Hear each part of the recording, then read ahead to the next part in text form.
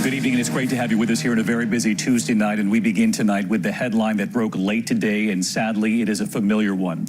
A school shooting, multiple injuries, this time outside Denver. And what is somewhat different about this case so far, there were two shooting suspects. A barrage of gunshots reported at a public charter school near the end of the school day, triggering a massive show of force tonight. Police, the ATF, the FBI. Officers taking two suspects into custody. Several people have been rushed to area hospitals tonight, and parents gathering a mile away, waiting for word on their loved ones. ABC's chief national correspondent Matt Gutman has late reporting tonight, and the images coming in now. Tonight, terror in that STEM school outside Denver. An army of law enforcement officers descending on the scene after gunfire erupted just after lunchtime. As officers were arriving at the school, they could still hear gunshots, and as they were entering the school. The school of over 1,800 students immediately put on lockdown, one sixth grader describing the scene. I was doing work in the study hall, and then I see just a bunch of kids running out and saying, school shooter, and I'm like, what is this? Real or fake? And then I just go after them. Some students running, others loaded into buses. Anguish etched onto parents' faces. I just want to get to my son and hold him and hug him and make sure he's okay. He's terrified. Officers on the hunt for shooters. According to the first shooter, the second shooter is still on the loose. Dark hair, Nirvana hoodie. Second shooter has purple and blue hair, black hoodie. And then word, two suspects apprehended. Police describing them as juveniles. We got two in custody now, and we're putting together a couple rescue teams. Officers going floor by floor through the large school as parents waited for word. Lots of cars, lots of police and ambulances are all in there. My third grade daughter is still in there. My fifth grader did get out. Give me your name, I can walk and ask. Within hours, those tearful reunifications, parents running to their children, hugging each other in relief. 7 people wounded in the hospital tonight. So let's bring in Matt Gutman with us live tonight. Matt, police were there within minutes, as you reported, and quickly apprehending those suspects. That's right, and despite those shots being fired, they ran right into the school and found those suspects, immediately taking them in alive. But David, that school was so large that it took officers and SWAT teams 2 hours to clear the entire thing and declare that lockdown over. David. Matt Gutman leading us off tonight on this fast-moving story. Matt, thank you. We are also following the severe weather threat as we come on tonight. There are tornado watches in 5 states at this hour. Already dangerous winds tonight. Storm trackers chasing this supercell in Kansas today. Look at that picture. Lightning revealing a possible tornado striking, and blinding rain already for the evening commute. This is from Houston at this hour. The whole system is slowly moving east. We have the track tonight, and ABC's Clayton Sandell is in the storm zone. Tonight, millions in the southern plains are in the weather bullseye, nervously watching the skies, facing a dangerous night ahead. Up to baseball-sized hail and strong tornadoes are possible. This amid flash flood warnings in the Houston area. Rainfall rates of more than 2 inches per hour. You can see a lot of ponding. We're seeing some cars really struggling, actually, to get around here. More than 100 reports of severe weather in the last 24 hours. This team chasing a tornado-warned supercell in Kansas. On the ground, guys. 4 reported tornadoes in the region. This possible twister in Edwards County. Hail blanketing roads south of Topeka. New video showing the power of Sunday's storms, lightning striking the airport tarmac in Hutchinson, Kansas. In Lincoln, Nebraska, winds gusting to 90 miles per hour, ripping apart this backyard. And David, we understand there's already one dangerous tornado about 50 miles from us here in Amarillo. This entire region is under a tornado watch throughout the night, and that is when officials warn these storms are the most dangerous. David? We can see that darkened sky right there behind you, Clayton. Our thanks to you. Let's get right to Rob Marciano with the trouble spots right now. Hey, Rob. Hi, David. Get right to the radar because we have tornadoes on the ground, large multi-vortex tornadoes reported with some of these cells. This one over Tulia, Texas, between Amarillo and Lubbock. You see that one. Also, more storms firing up. We have several states under tornado watches now across the stationary boundary as well. So a dangerous next several hours ahead. And then watch the future radar as these storms kind of congeal over Oklahoma City after midnight, and then over Dallas, and then again over Oklahoma City by the rush hour tomorrow morning. Dangerous winds with this and big hail, and then extending into Little Rock and the Mississippi Valley on Thursday. So 3 solid days of severe weather across the central U.S. David? That's right. Stay tuned to your local stations. Rob Marciano, our thanks to you. We're going to turn next tonight, in the meantime, to the controversial police body cam video just released on it, a police officer shooting a 14-year-old boy. You can actually see the officer responding to a call, aiming through a hole in the fence there, shouting, "Show me your hands, drop it," then firing less than a second after the warning. Police say the boy was armed with a BB gun. He was playing with others in that yard. There is now an internal investigation tonight, and here's ABC's Steve Osensami with the images from Oklahoma City. Hey, they're back there. The family of the teenager about to be wounded in this newly released video says this is an example of police misconduct. Hey, police department, come on out. The Oklahoma City Police Department tells it differently, saying that Sergeant Kyle Holcomb is sensing potential danger and is about to defend himself. On the other side of this fence is 14-year-old Lorenzo Clerkley Jr. and his friends playing with BB guns at an abandoned house on March 10th. You hear the officer say he thinks they're firing a cap gun and not a real one. Viper 33, I think it's a cap gun, but they are shooting something off. From a distance, he now appears to see a gun and then yells to the teenager, "Show me your hands, drop it! Drop the gun!" We timed it. The 8th grader had a 1/6 of a second to react and was hit twice. You're okay. Police tonight are sharing this photo of the BB gun they recovered, saying it looked real. The boy's family says he didn't have a gun on him when he was shot. Steve Osensami with us live tonight on the story. And Steve, we know the boy is now recovering, but there is an internal investigation tonight. David, this investigation is continuing, but authorities point out that their officer has not been charged by prosecutors and as such is already back on the job. Meanwhile, this teenager is healing from 2 bullet wounds, one to his leg and another to his thigh. David? Steve Osensami, thank you. Now to the newest fight between the president and some members of Congress. They now want to know what White House counsel Don McGahn witnessed inside the White House. He revealed a lot to Robert Mueller, but this question, will he reveal it to the American people?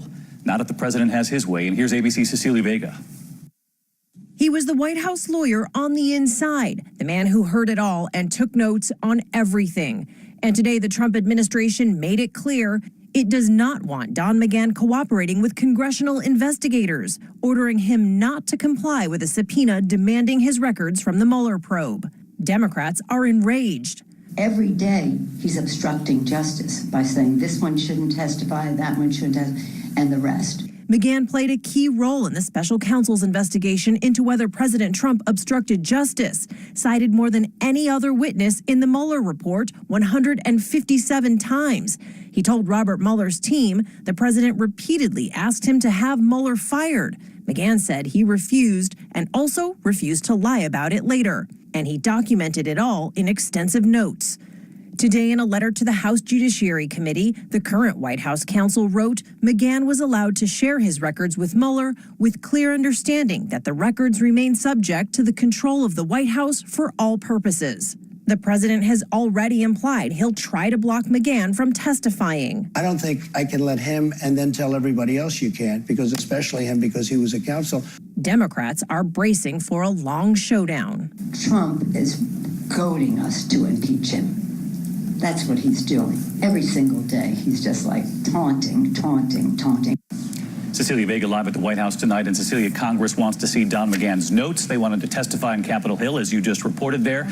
But what kind of legal standing does the White House have to try to block this from happening? Well, David, the White House seems to be gearing up to assert executive privilege on this one. That could essentially block Don McGahn from testifying on certain topics. The Democrats are certain to challenge that. They say that President Trump essentially gave up his executive privilege card when he allowed Don McGahn to participate in the Mueller probe. One thing, David, seems certain tonight: we are likely looking at a long legal fight ahead. All right, Cecilia Vega live at the White House. Cecilia, thanks as always. Tonight, Georgia has now outlawed most abortions in that state. Republican Governor Brian Kemp signed the new law criminalizing abortion once a doctor can detect a fetal heartbeat as early as 6 weeks.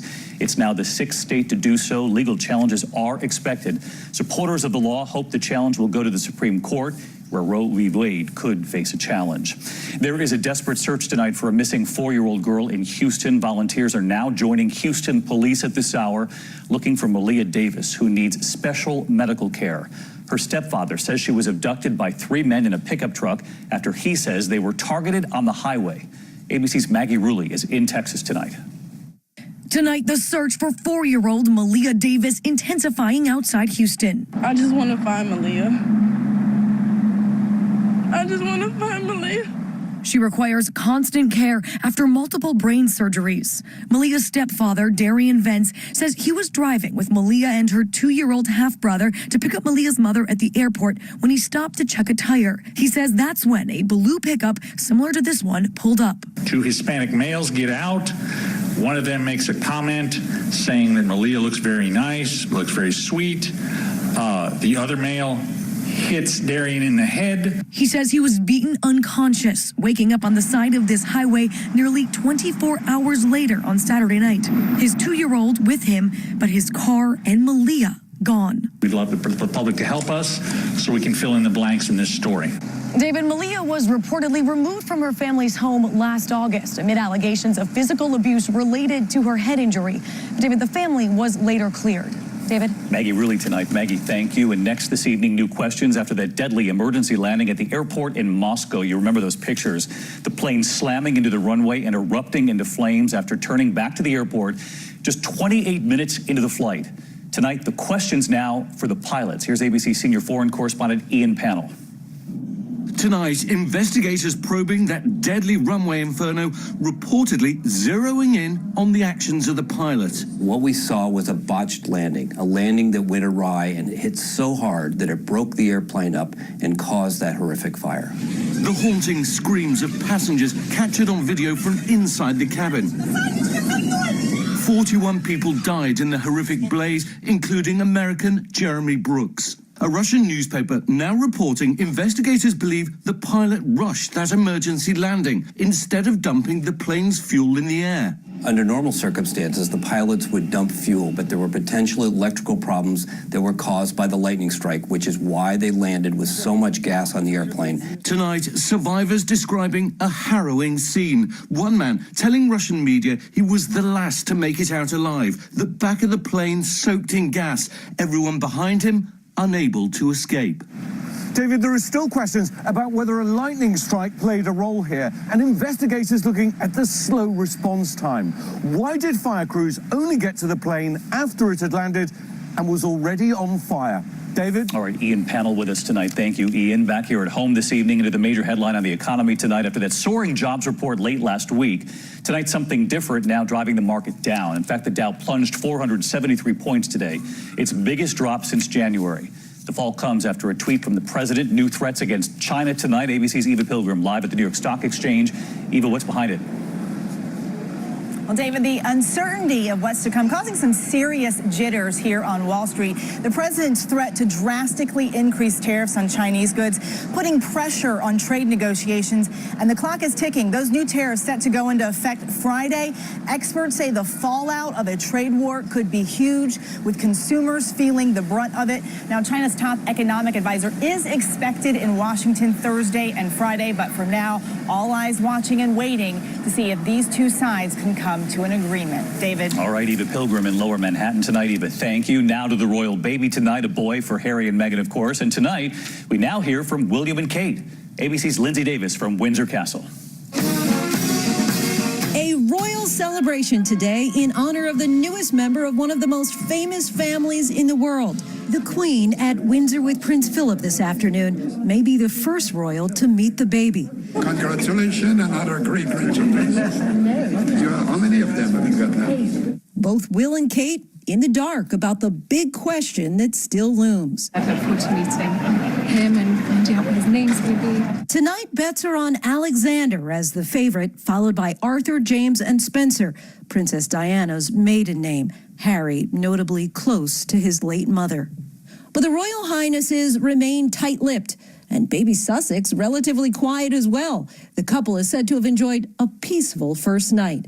Prince William warning that won't last. I'm very pleased and glad to welcome my brother to the Sleep Deprivation Society that is parenting. For now, Harry absolutely gushing in the first hours of fatherhood. It's been the most amazing experience I could ever possibly imagine.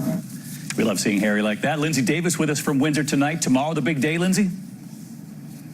Tomorrow is the big reveal, David. We're finally going to get a chance to see the baby, the moment so many have been waiting for with bated breath. Harry and Meghan doing things their own way, spending the time together privately first as a family before stepping back out into the spotlight with their new bundle of joy. David. Lindsay Davis across the pond for us tonight. Lindsay, thank you. And there's next tonight to the bartender facing possible prison time in Texas, accused of over-serving a customer who then went on a shooting rampage. But the bartender says she did tell people about the customer. Here's ABC's Will Carr. Tonight, authorities have charged the woman who served alcohol to this man, seen twirling a 6.5-inch blade on the bar before he committed the worst mass shooting in Plano's history. Authorities say Spencer Heights' blood alcohol level was 4 times the legal limit in September of 2017 when he stumbled into his ex-wife's home where he shot and killed 8 people before he was killed by authorities. And if the right decisions would have been made, my son would still be alive. Police just arrested Lindsay Glass, the bartender, charging her with a misdemeanor for selling alcohol to an intoxicated or insane person.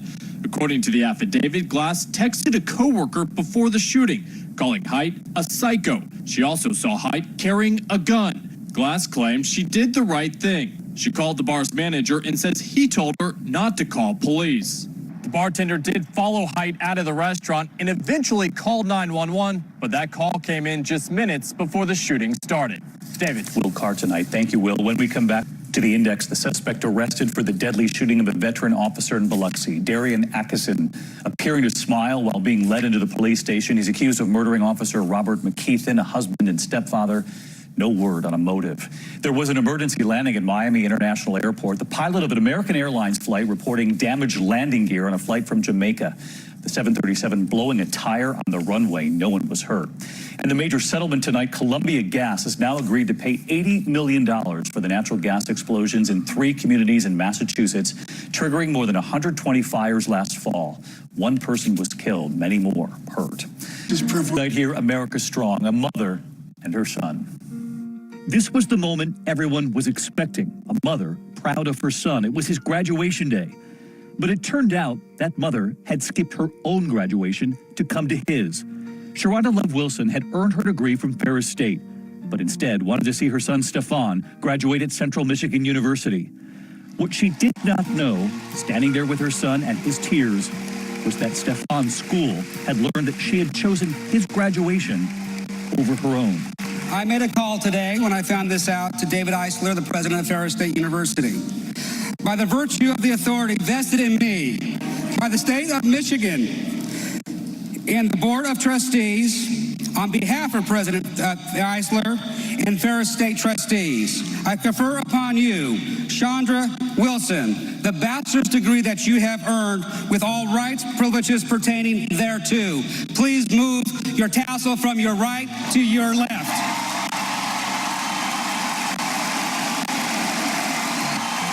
Mother and son embraced, both earning their bachelor's degrees on the same day, in the same moment, starting their next chapter together. We love seeing that. Mom deserves her moment too. I hope to see you right back here tomorrow.